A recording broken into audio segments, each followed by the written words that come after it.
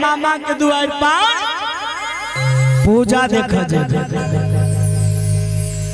खैरा धनलक्ष्मी कहल के भक्ता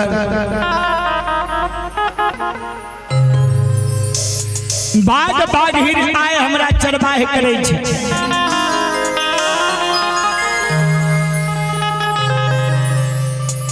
अब तू आई बोरिया बड़ी से जी सतोरा नहीं जाके गांव गढ़िया पहले मैं कोयला के चरण में बिंदु में जा प्रणाम करी हो मैं कोयला से आशीर्वाद ली हो तब तू डी सतोरा जइयो कल के आप तोरा कोनो दिक्कत नहीं ने हेतो जय शैला बाग से तोरा डर हेत रहो वही शैला बाग से आज चरवाह करे रहल छियो कल के नहीं आप कोनो दिक्कत नहीं छे जियो कल के आप हमरा मन से आशीर्वाद दही आप चरण छुई के तो प्रणाम करे छियो भक्तन बाबा जो खैरा धनलक्ष्मी के चरण छुई के प्रणाम जो करे लगलखिन तो खैरा धनलक्ष्मी भक्तन बाबा के आशीर्वाद दे छै हाँ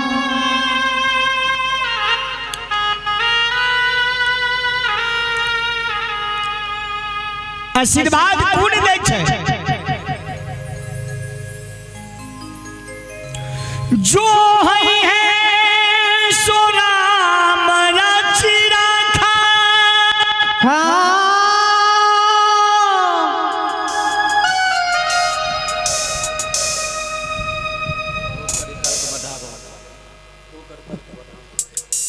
तो करी तर्क बढ़ा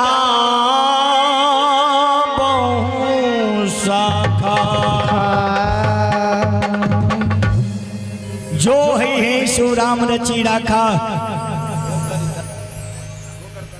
तो करी तर्क बढ़ावा हो शाखा जे भगवान की कृपा है वह है तो तोरा ऊपर में पहले जा माता पिता के चरण बिंदु में प्रणाम करिह। माँ कोयला से आशीर्वाद लिह। घर की कुलपुत्री माता गही से आशीर्वाद लेके तब तू डी सतोरा मामा के दुआर पर जइह। सरकार संत रूपी भगतर बाबा सिर में गुलजार मुट्ठा बांध के हाथ में लड़का लाठी लालकी। एरी में भगतर बाबा जूता मोजा लगे ललखी। आये दारा बरई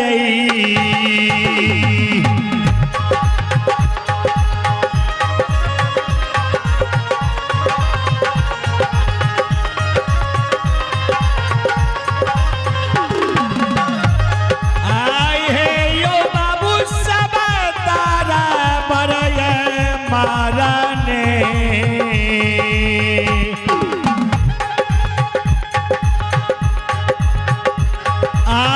चलिए जल कई हो भगतरे बाबा।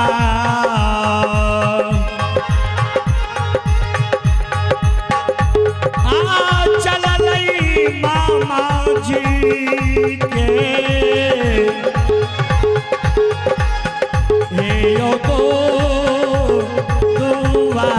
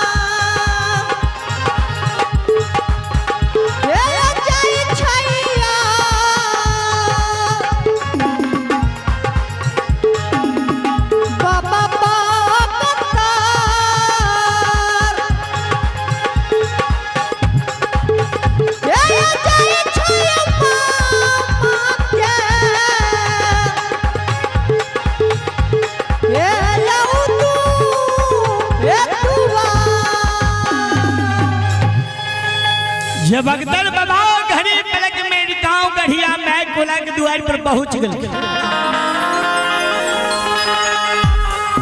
मैं कोला के हरा भरा आंगन रहे।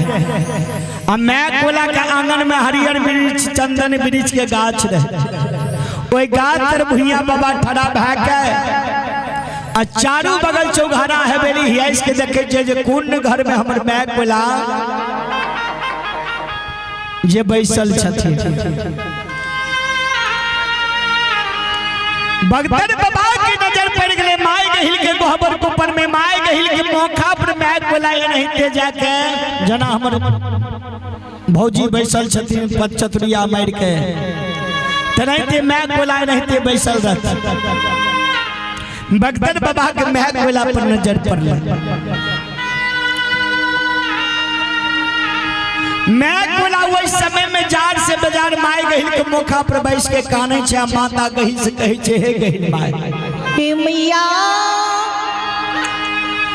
जय दिन से हम नैहर से सासुर बसलिए, वही दिन से हमर भैया सोहदर कहियो घूर के नैहर से सासुर नहीं एले।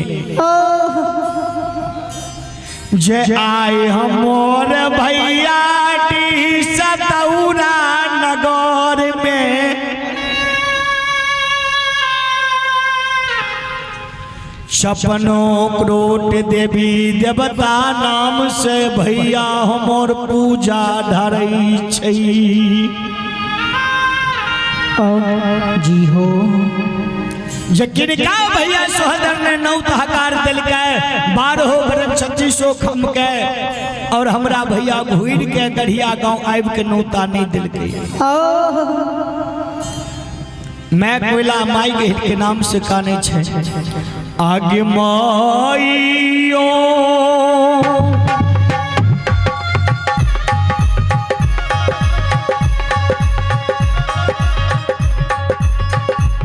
आगे ये के कोई कैसे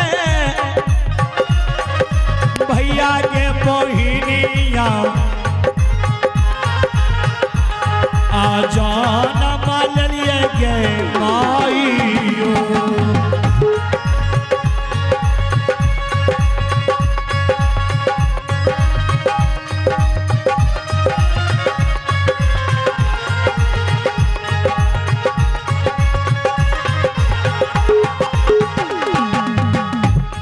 आगे गहिल हमर माँ आइयो,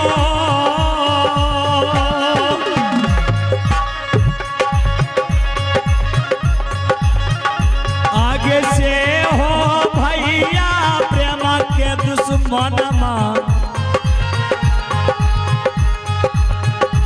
आ बनिए गेल गे माइयो।